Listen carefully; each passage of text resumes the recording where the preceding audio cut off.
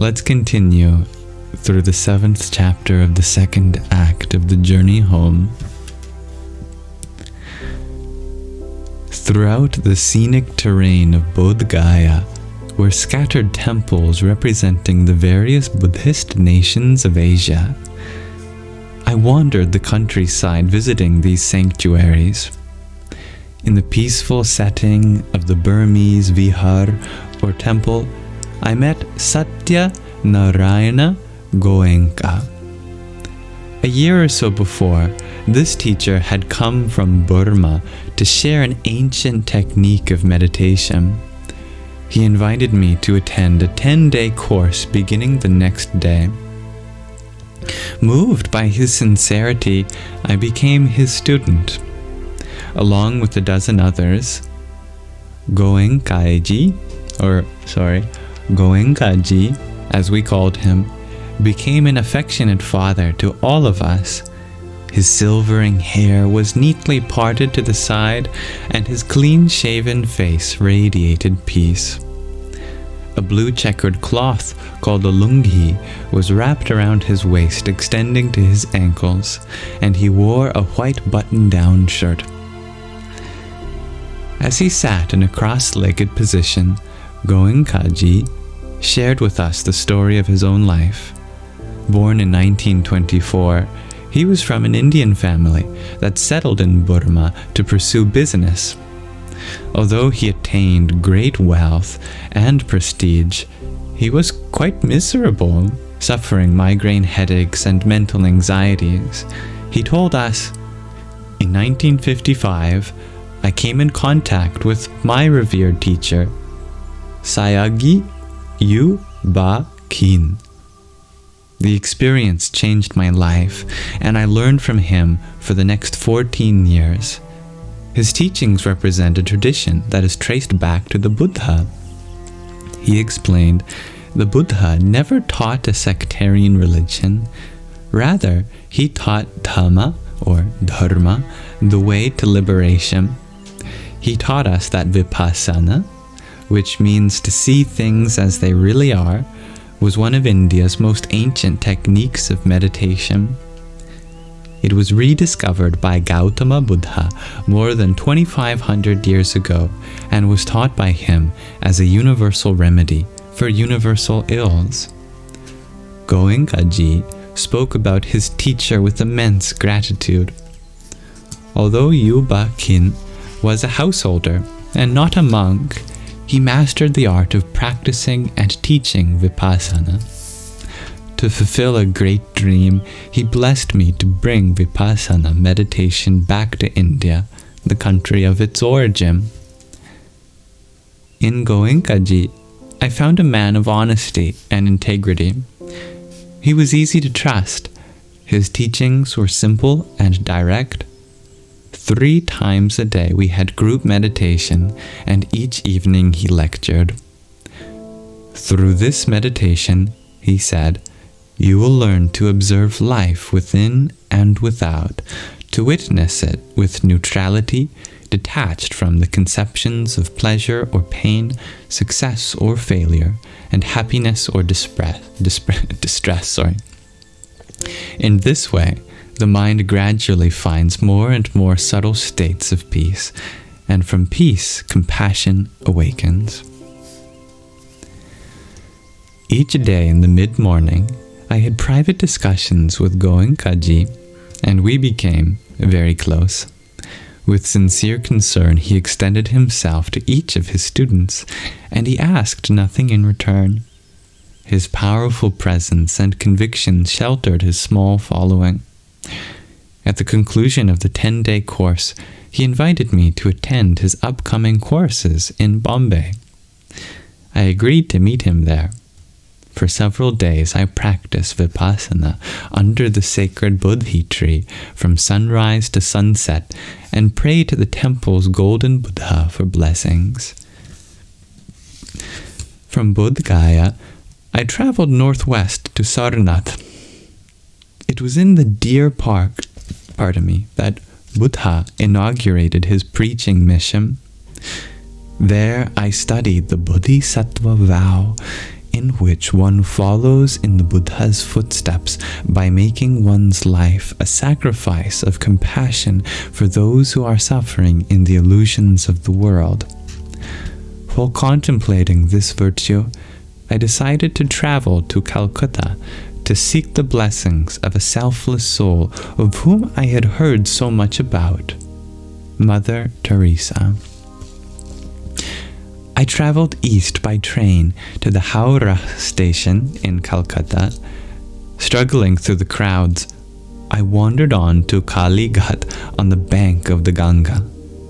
It was early morning as I walked to the temple of goddess Kali, a form of the compassionate energy of Lord Shiva, who in particular destroys evil.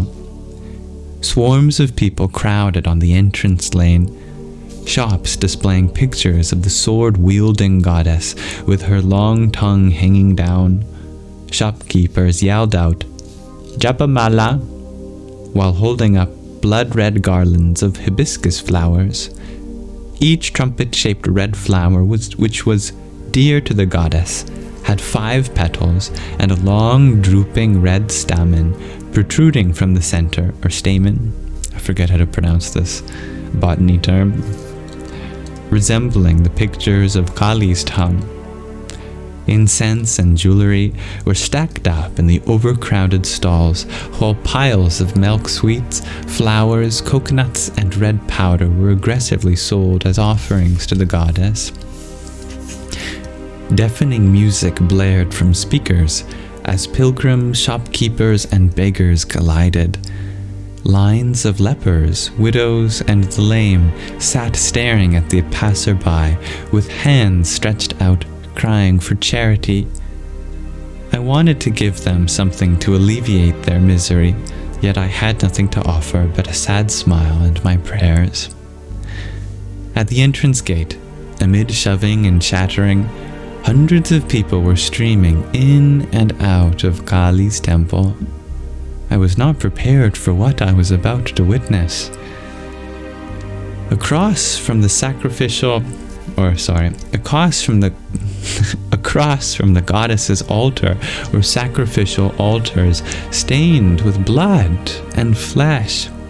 Squealing frantically, a black goat was being lifted by the legs as its head was inserted between the bloody staves.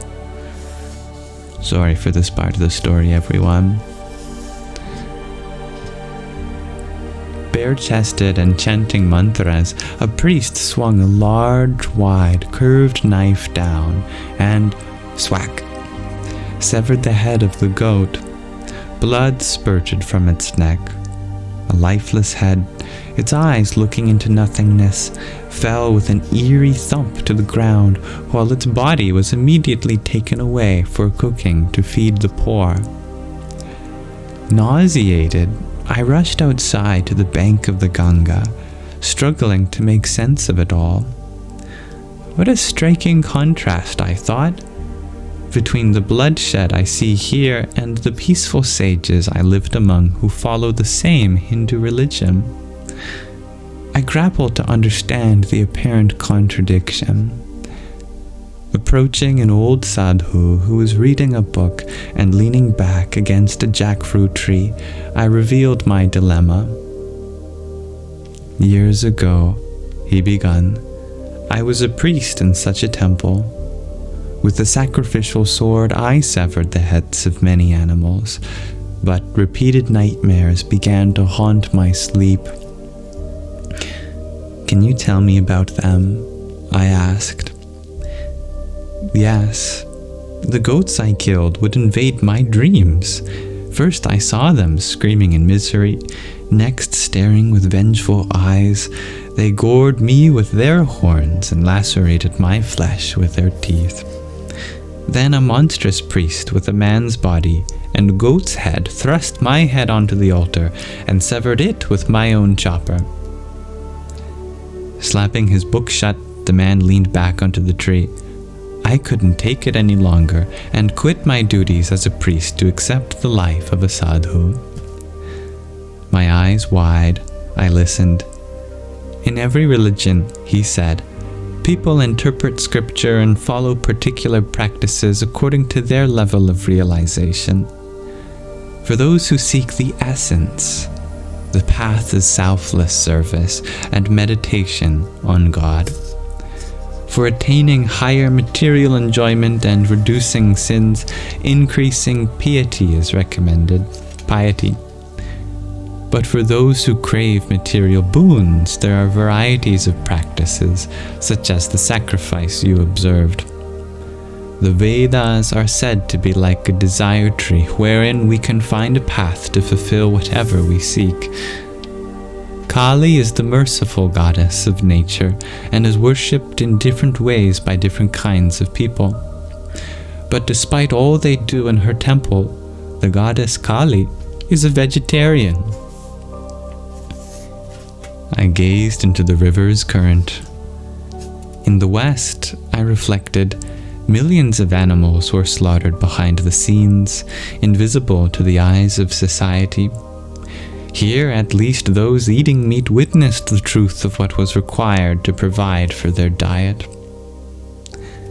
Up until this day, I had been thinking that examining many paths would broaden my understanding of spirituality, but this incident gave me a deeper understanding that, without a mature guide, apparent contradictions in every tradition could seriously bewilder me.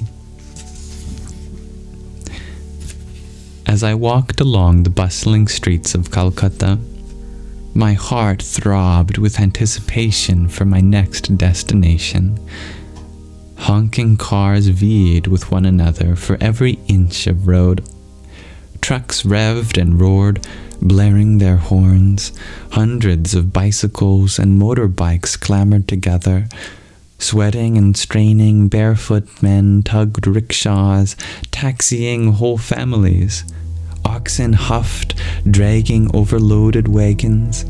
Dogs, cows, buffalo, and sheep roamed about, not stopping for anyone, while a swarm of pedestrians pushed and shoved amid it all. I arrived at the convent of Mother Teresa, a simple one-story building where a Catholic sister received me with a modest smile. "Welcome to the missionaries of charity," she said. "How may I serve you?" Joining my palms in respect, I appealed, "Is it possible that I may have the honor of meeting Mother Teresa?" "Follow me. We'll see if it's possible." She led me into a simple chapel. "This is our prayer room. Mother Teresa and the nuns perform worship here." I knelt down and offered a prayer. When I stood up, she led me out of the chapel and down a hallway. As we passed a dimly lit room, she exclaimed, "There is Mother, performing her daily chores." I looked in and saw Mother Teresa scrubbing a large charred cooking pot with her own devoted hands. My heart melted. "Mother," my guide said, "this is Richard, an American sadhu. He would like to meet you."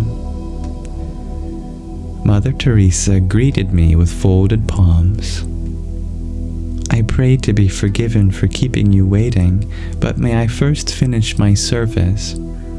"Of course, Mother," I replied. The sister then led me into a small room, offered me a seat, and told me that Mother would come after washing the pots. In a few minutes, Mother Teresa entered the room and sat on a chair a few feet from mine. Although her aging form was shrunken and frail, I could feel her indomitable presence. Her face was furrowed with wrinkles from a life of austerity, yet her eyes twinkled with childlike innocence. Although activity swirled all around her, she still had time for this insignificant soul. From her tender voice emerged the words of her heart. "The greatest problem in this world is hunger. Not hunger of the stomach, but hunger of the heart. all over the world, both the rich and the poor are suffering. They are lonely, starving for love. Her gaze opened my heart to her every word. Only God's love can satisfy the hunger of the heart. There is no other solution. She waved her hand in dismissal of her own work as meager. Feeding the stomachs of the poor is not so difficult.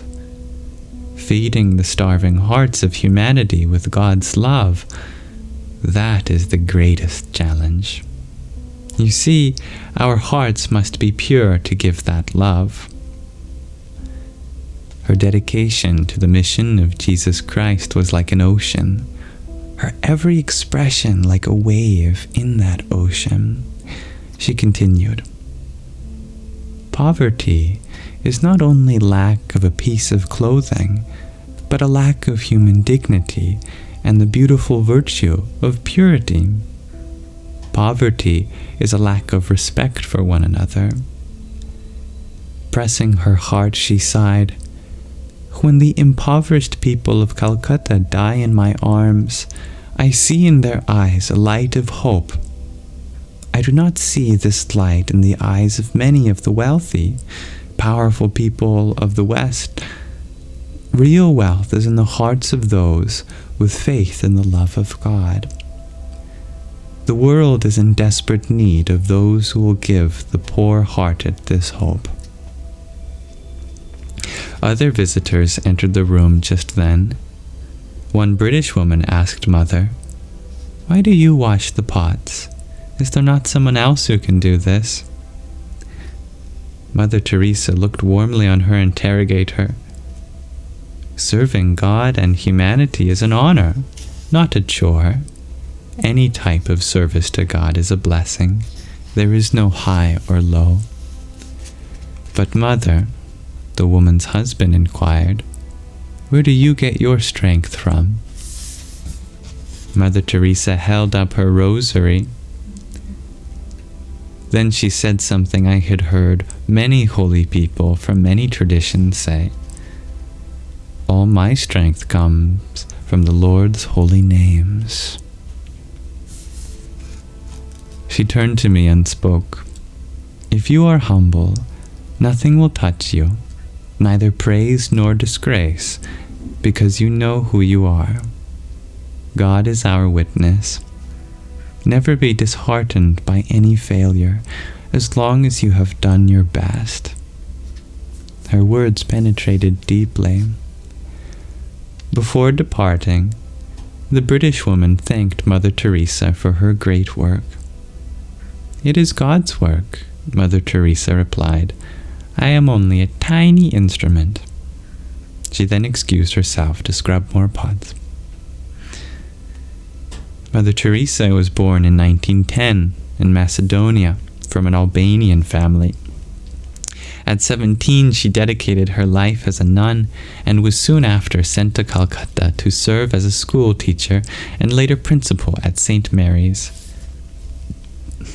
But in 1948, a monumentous event took place in her life. She heard her calling to serve the poor in the slums of Calcutta. In 1950, with only 12 assistants, Mother Teresa established the Missionaries of Charity. Over the years, her selfless service has attracted thousands to assist her in God's work, quote unquote. At my request, the sister brought me to the shelter for the sick and dying. I felt so helpless to do anything for them, but I did perform some simple service, sweeping and carrying utensils. Soon after, Mother Teresa appeared. Her presence lit up the dismal room of misery and death with hope and joy. As she held the hand of a woman ravished by disease, she smiled tenderly. The woman was transformed, her eyes illuminated with a joyful sparkle as she smiled back at Mother Teresa. The mother then went to each and every bed, not out of duty, but out of sincere affection. One emaciated man coughing blood and rapidly declining, felt her hand upon his head. He looked up at her as if she were an angel who had come at his greatest hour of need. Bowing his head, he smiled. "God's love is with you," she spoke tenderly. "Remember him in gratitude." To a dying woman, alone and rejected by her loved ones, Teresa offered comforting words. If you sincerely want to love God, you must learn to forgive. The burden of the woman's heart was lifted. Mother Teresa's love for God included all people as well. In her humble, unassuming manner, she gave the miracle of hope and joy to everyone she touched.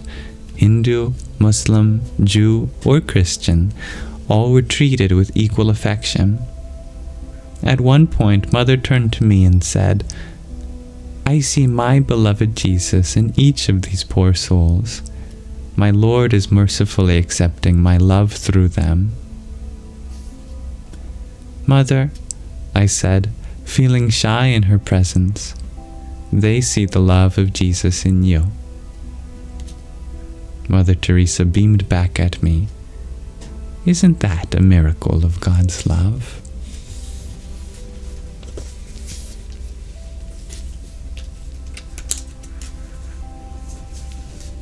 Thank you for listening. That is the end of the 7th chapter of the 2nd act of the journey home. One of the longer chapters in this book, but I'm grateful we got to the end. And just within that section of the chapter alone, we got to experience a few different traditions, from Buddhism to the devotees of Kali, to a certain form of Christianity. I love how our author meets many holy people from all different traditions and finds a universal message for love and divine guidance in each of them. Thank you.